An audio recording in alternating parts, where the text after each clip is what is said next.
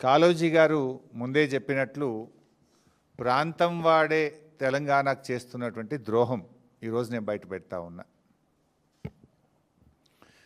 దేశ రాజధాని ఢిల్లీ కేంద్రంగా తెలంగాణకు జరగబోతున్నటువంటి ద్రోహాన్ని పసిగట్టి బయటపెట్టి దాన్ని నివారించేటువంటి ప్రయత్నం చేస్తూ ఉన్నాం. ఒకవేళ ఆ తప్పు జరిగితే తెలంగాణ నీటి చరిత్రలో ఈరోజు ఒక బ్లాక్ డేగా నిలిచిపోతుంది. గోదావరి జలాల అక్రమ తరలింపు విషయంలో బీఆర్ఎస్ పార్టీ మొదటి నుంచి కూడా ఈ రాష్ట్ర ప్రభుత్వాన్ని అప్రమత్తం చేస్తూనే వస్తుంది. మీకు కూడా తెలుసు, నేను గతంలో కూడా డాక్యుమెంట్స్ కూడా బయట పెట్టాను. ఎందుకు అంటే మేము మాట్లాడు బ్యాక్ డేట్లో ఉత్తరాలు పంపుడు,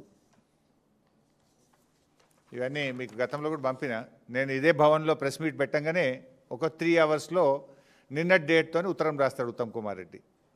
అంటే మాకేమో స్టేట్ ఇంట్రెస్ట్ కనుక వాళ్ళకు పట్టింపు లేదు. మేము పదే పదే ఆ విషయాలు బయట పెడుతూ రాష్ట్ర ప్రభుత్వాన్ని మేము అప్రమత్తం చేస్తుంటే ఇంకేదో ఫేస్ సేవింగ్ కోసం బ్యాక్ డేట్లు వేసి నా ప్రెస్ మీట్ అయినాక 5 గంటలకు 3 గంటలకో 4 గంటల తర్వాత ఇన్ని ప్రెస్ నోట్లు లెటర్లు కేంద్ర ప్రభుత్వానికి ఈ రాష్ట్రం రాసింది. డాక్యుమెంట్స్ కూడా అన్నీ నేను రిలీజ్ చేస్తున్నా.